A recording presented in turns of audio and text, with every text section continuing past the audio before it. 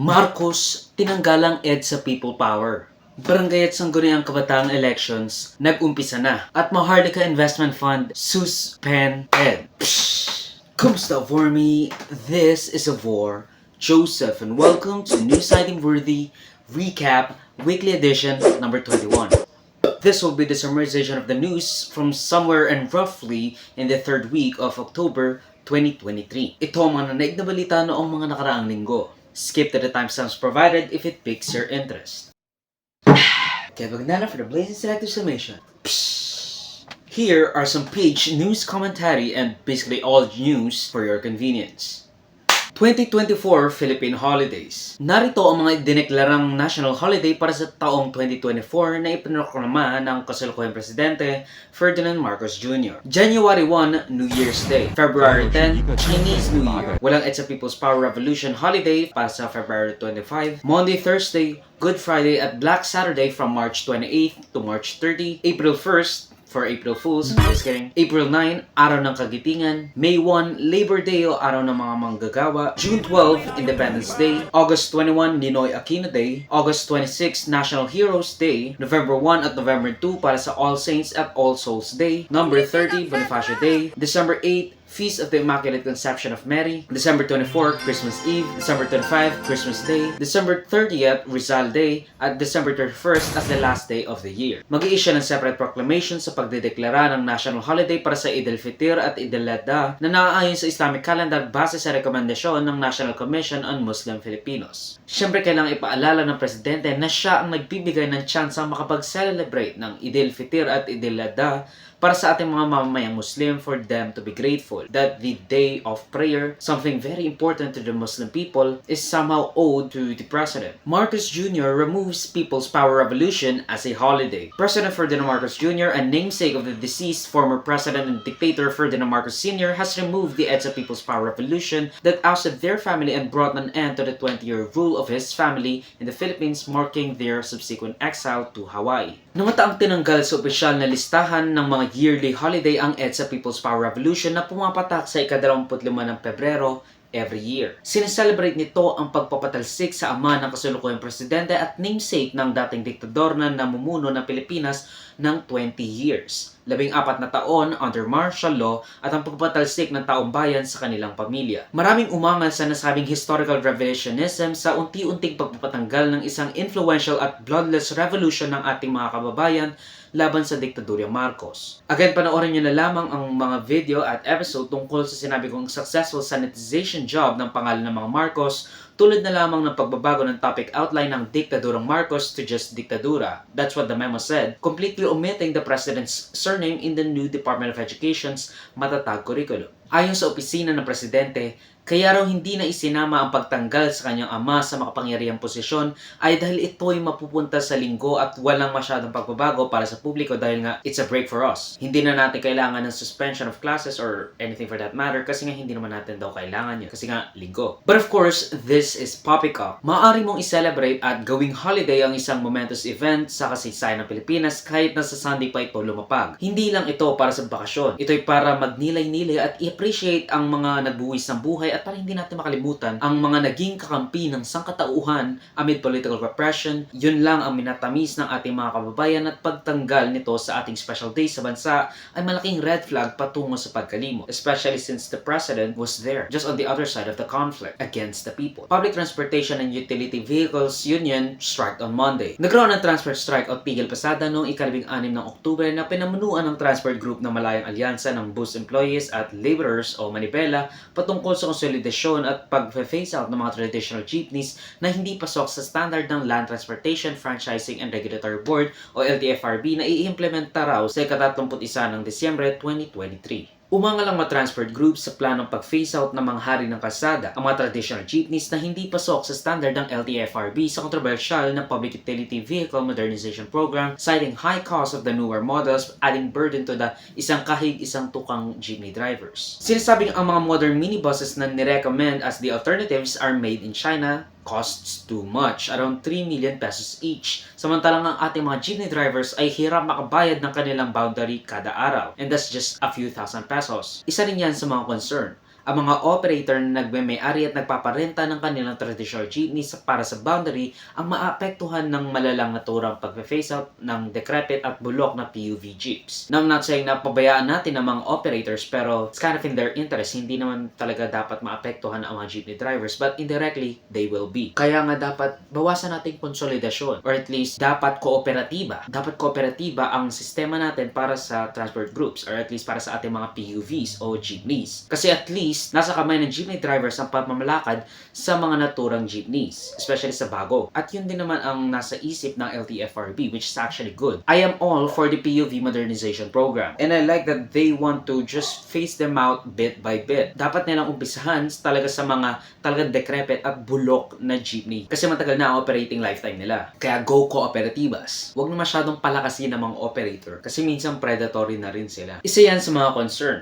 Ang mga operator na nagmamay-ari at nagpaparenta ng kanilang traditional jeepneys para sa boundary ang maapektuhan ng malala ng naturang pag-phase out ng decrepit at bulok na PUV jeeps. Pagmamay-ari nila ang mga jeepney na suddenly ay magiging obsolete by the time 2024 rolls around. Of course, ang papasan ng cost na yan ay ang ating mga jeepney drivers, pati na ang mga biyahero at parokyano ng one-in-a-kind transportation method na kailangan taasan ang boundary o lease sa mga ginagamit na jeep. Especially if hindi sa kanila mismo yung jeep na yun, o kaya na may wala sila sa kooperatiba. Pair that with high inflation, disproportionate fare hikes at presyo ng krudo, talagang ang bilyones na subsidiya ang kakailanganin para mapalitan ang mga mawawalang capacity ng local transportation method ng ating mga syudad, even munisipalidad at probinsya. Isa pa sa mga kritisismo ay ang soulless at bland design ng mga minibus na ini-import pa galing China. Marami nagpo-push na tulungan ng gobyerno ang ating mga lokal na industriyang aangkop sa lokal na demand ng mga modern jeepneys, or at least yung pagpapagawa nila at syempre yung maintenance. At least yung aesthetics the same as the traditional jeepneys, with the Filipino creativity being shown and proudly being represented sa labas at exterior ng ating mga jeepneys. Pero of course, hindi kakayanin ng walang subsidiya para sa gobyerno. Meron na tayong ganong locally made e-jeeps na talagang yung aesthetic nila is the same with the traditional jeepneys, even with aircons and all of that stuff. And here are some more PH news for your convenience. PH Air Force to buy 22 billion pesos 3 US aircrafts. The Philippine Air Force has acquired 3 US transport aircraft for 22.1 billion pesos contracted by our benevolent arms dealer and war profiteering Lockheed Martin. Ayon sa Department of National Defense spokesperson, napag-issue na ng notice to proceed ng pag-iimplementa ng kontrata ng tatlong C-130J-39 Super Hercules aircraft, ang updated and more advanced version ng C-130 aircraft para sa operasyon ng sandatahang panghimpapawid ng ating bansa. Kasama ang acquisition na ito sa AFP Modernization Program na naglalayong palakasin at i-upgrade ang mga equipment ng ating sandatahang panghimpapawid, pandagat at hukbong katihan.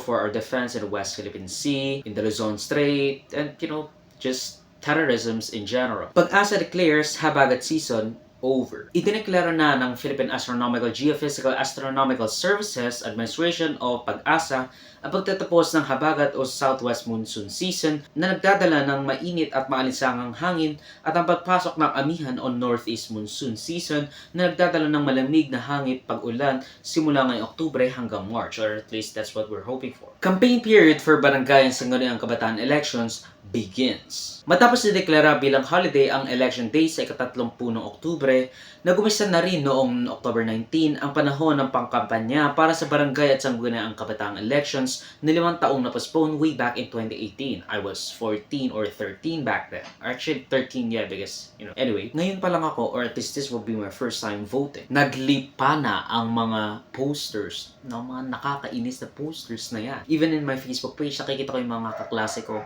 at least mga dati kong kaklase, na tumatakbo sa eleksyon. So yeah, that was kind of weird. I didn't expect them, or at least some of them I don't expect, having vision. If nanonood kayo nito, hindi kayo yan. Kasama sa mga pagbobotoang posisyon ay ang 7 miyembro ng barangay council o para sa mga kagawad, at isa para sa barangay chairperson. 7 miyembro rin sa sangguniang kabataan para sa mga SK kagawad at isa para sa SK chairperson. Panoorin nyo na lang yung video ko. I basically said some shit about SK and barangay. Like the fact that they're mini political dynasties. But yeah, just watch my video. Nag-umisa na rin ang campaign period ng mga kumakandidato sa barangay at sangguniang kabataang elections nitong ika-19 hanggang ika-28 ng Oktubre. Ayon sa COMELEC chairman, maaari lamang gumasta ng 5 pesos kada rehistradong botante ang maaaring maipamigay at gastusin ng mga kumakandidato sa mga lokal na posisyon. Matuturing raw na vote buying ang paggasta ng higit sa 5 piso kada botante sa kanilang lugar. Pinagbabawal rin ang pagtakbo sa SK possessions ng mga kaanak ng nakaupong elected official ayon sa SK Reform Act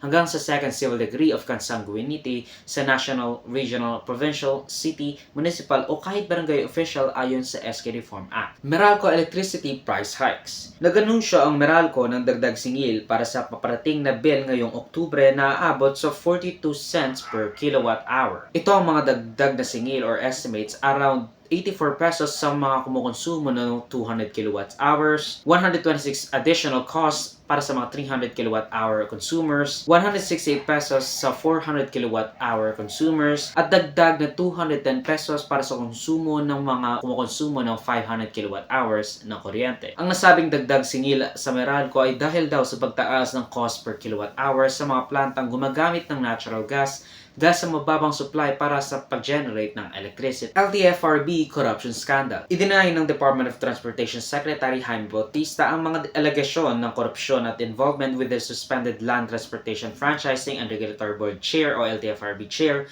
Teofil Guadis III, samantalang ibinabawi ng whistleblower at dating executive assistant na si Jeff Tumbado sa kanyang alegasyon patungkol sa LTFRB Chair. Ayon sa dating whistleblower na si Jeff Tumbado na nagsiwalat sa umano'y katiwalaan sa ehensya ng mga opisyales ng gobyerno in terms of collection of bribe money para sa pagpapanukala at pamimigay ng mga prangkisa at bagong ruta. Sinabi niya ring required ang mga LTFRB Regional Director na mag-remit ng 2 million pesos monthly quota. Dahil sa kanyang alegasyon, isinuspinde ni President Ferdinand Marcos Jr. ang LTFRB Chair. Nilikat naman ng whistleblower ang kanyang mga alegasyon patungkol sa mga opisyal ng gobyerno. SC Tax Toll High. Inaprobahan na ng Toll Regulatory Board ang petisyong toll high sa SC Tax o Subic-Tarlac Expressway na ikinokonekta ang tatlong lalawigan na nagdadagdag ng mahigit 60 cents per kilometer. Para sa mga Class 1 vehicles, from Tipo to Mabalaca, 289 pesos, Mabalaca to Tarlac, 180 pesos, at Tipo to Tarlac, 469 pesos. Para sa mga Class 2 vehicles, from Tipo to Mabalaca, 579 pesos, Mabalaca to Tarlac, 359 pesos, Tipo to Tarlac, 938 pesos. At para naman sa mga Class 3 vehicles, from Tipo to Mabalacat, 868 pesos, Mabalaca to Tarlac, 539 pesos, at Tipo to Tarlac, 1,407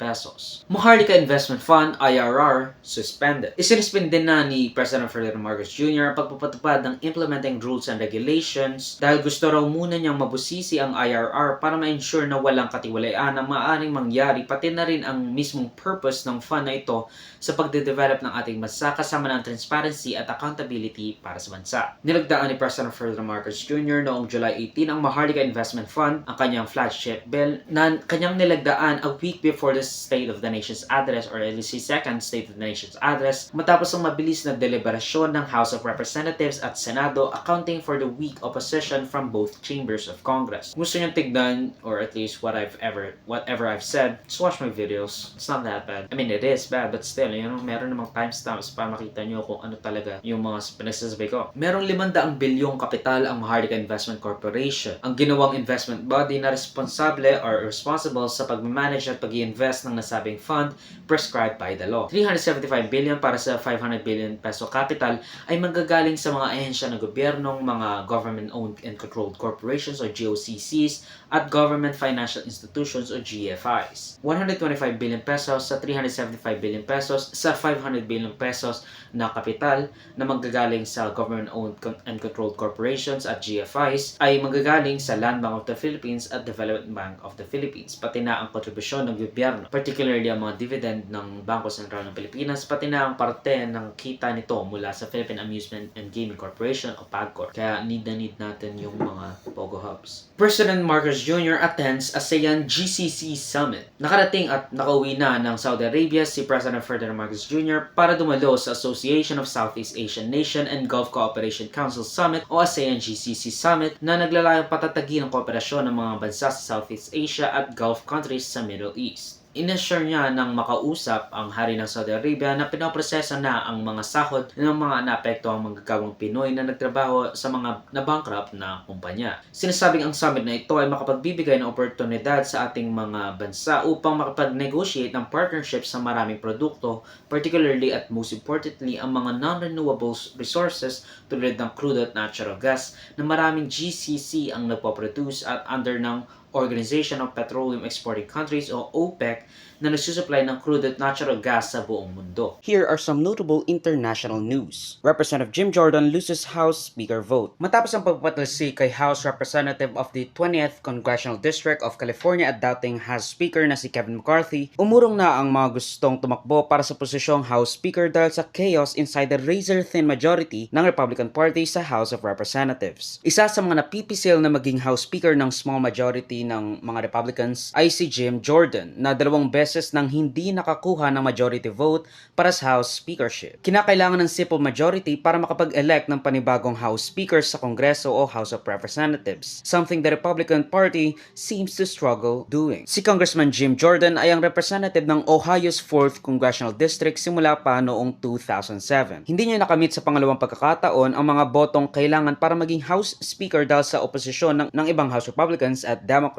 So yeah, let's be clear here, yung pag sinasabi kong international news, it's mostly US. Makikita talagang in shambles na ang Republican Party na parabang wala ng patutunguhan. Napaka-inepektibo ng kanilang pamamalakad kahit na mayroon silang razor-thin majority sa House of Representatives ay hindi sila makapag-elect ng House Speaker. Even as basic as that in a two-party state ay hindi nila magawa. They're also putting the US economy and security at risk, which in turn, dahil sa global hegemony at reliance ng mundo sa US ay a huge threat sa buong mundo, lalo na kapag nag-default into, or at least nag-default ang US sa kanilang loans. Not only sa mga external debtors, but also sa internal debtors. Lalo na't mataas ang interest rate nila. Napaka-irresponsable talaga ng Republican Party, and this is such a dumb stuff. And they don't even want to cooperate with the Democrats to have a deal. At least that's what Matt Gaetz are blocking to do. They are so fucked. Also, just watch my previous episode kung ano yung gusto mong malaman kung ano ang mga nangyayari sa Gaza Strip. But spoiler alert, it won't be pro-Israel, or at least their government. At yan, pagtatapos ng News Adding Worthy Recap Weekly Edition for roughly the 3rd week of October. Mag-suggest more topics and or corrections to the balitas if you feel I misrepresented them in any way. Salamat sa mga panood mga kabayang. For me, like, subscribe, and follow my links and socials on avoid Joseph that will be linked down below. Sa susunod ulit, paalam. Psst!